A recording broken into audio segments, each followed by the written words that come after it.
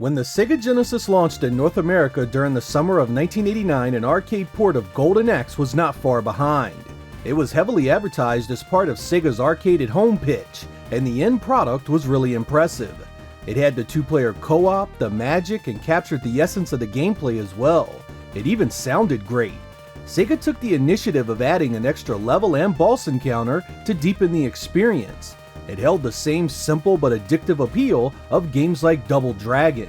The Genesis version was a rousing success in both sales and critical response, so they quickly put into action a sequel. The problem was, there was no sequel to port. While Golden Axe had been a hit in the arcade, Sega had yet to develop a follow-up. Sega CS now had the job of creating a new Golden Axe to continue the adventure. After nearly a year in development, Golden Axe 2 was released in December of 1991. Did it live up to the original and give Genesis owners another great beat-em-up, or did it fall flat on its face and ruin the series? I hope you guys enjoy my review of Golden Axe 2 for the Sega Genesis.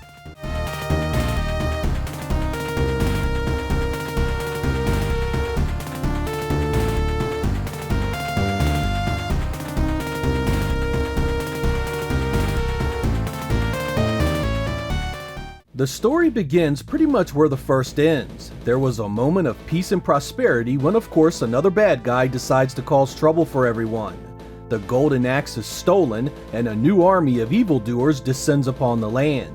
The legendary warriors Axe Battler, Tyrus Flare, and Gilius Thunderhead return to stop this madness, and Golden Axe 2 gets underway. Gameplay is exceptionally similar to the original. This is a pure hack-and-slash arcade beat-em-up. The basic attack is a simple combo of a few hits and down goes the enemy. You have a few more options to do damage from there.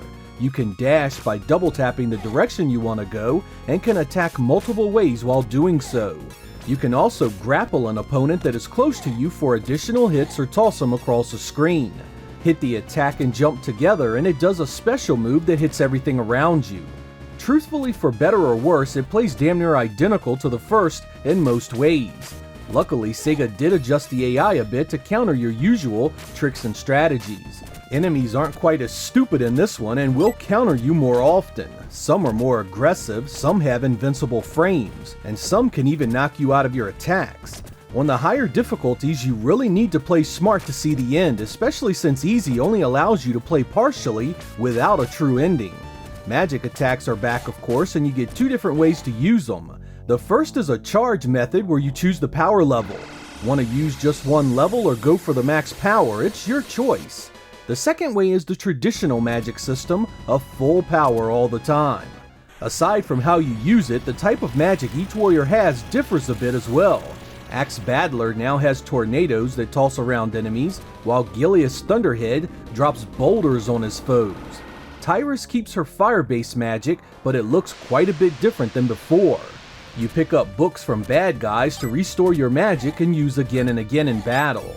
The two-player co-op returns, as does the duel mode, which puts you against AI-controlled enemies or allows you to play against a friend. In between rounds, your camp is attacked just as before, and you can regain life and magic by taking out the invaders. Finally, in typical Golden Axe fashion, rideable beasts return to help or hinder your quest.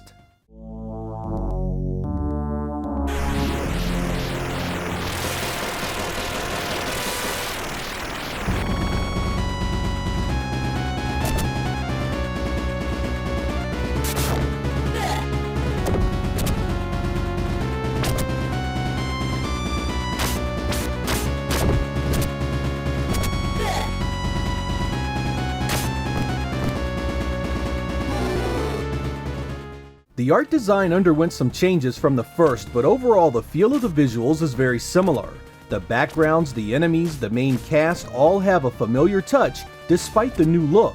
While the original Golden Axe had the advantage of being released early in the life of the Genesis, it was nearly 1992 when the sequel here showed up. That meant there were a lot of great looking titles on the platform by then, leaving Golden Axe 2 here looking a bit dated. Despite that, I still think it's a decent looking title and a solid upgrade over the first.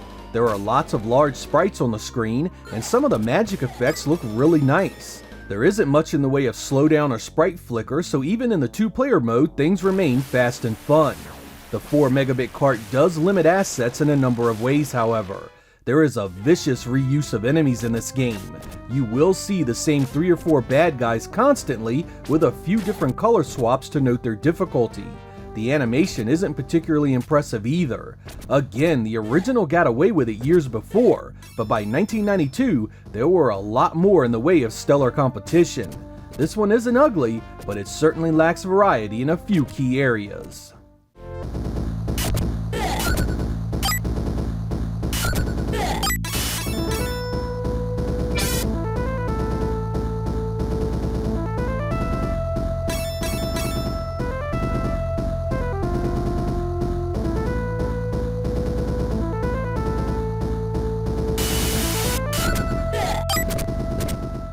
The sound effects in Golden Axe 2 leave a lot to be desired. The simple death cries of the enemies are almost comical in nature. Some sound more like a call for a sneeze than anything else. Say what you will about those weak voices, but I love the soundtrack in this one. It's so unique and loaded with personality. The first had great music too, so while those sound effects weren't exactly the best, this one at least did right by the Genesis FM chip. Here are a few of my favorites.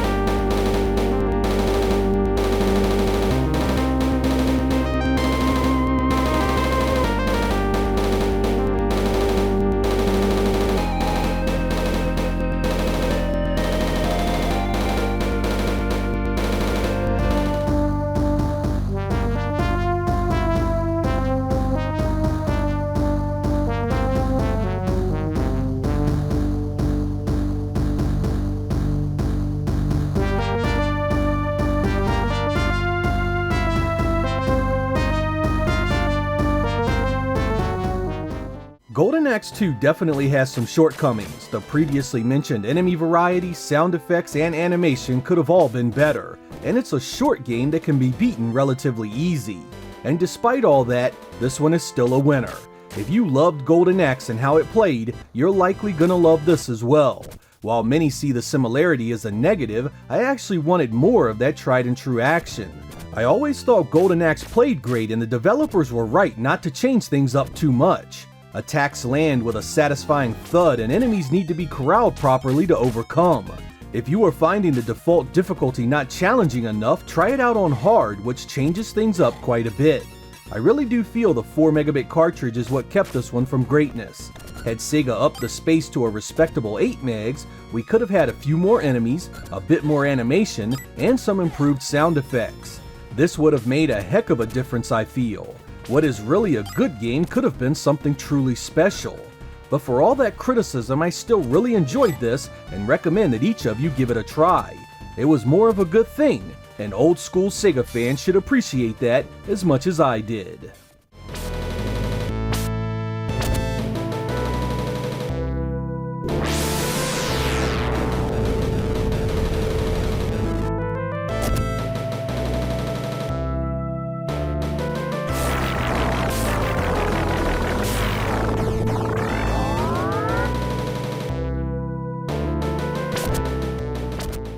The funny thing is that about 9 months after this made its way home, Golden Axe: The Revenge of Death Adder showed up in arcades.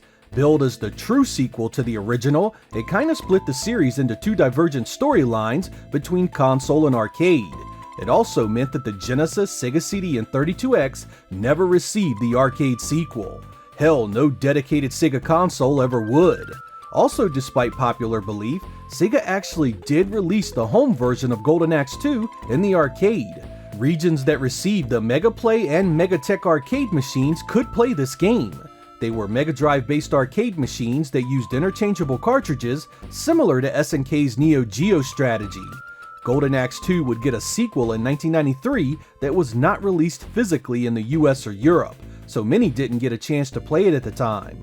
Fortunately, the modern means to play the series has become extremely easy.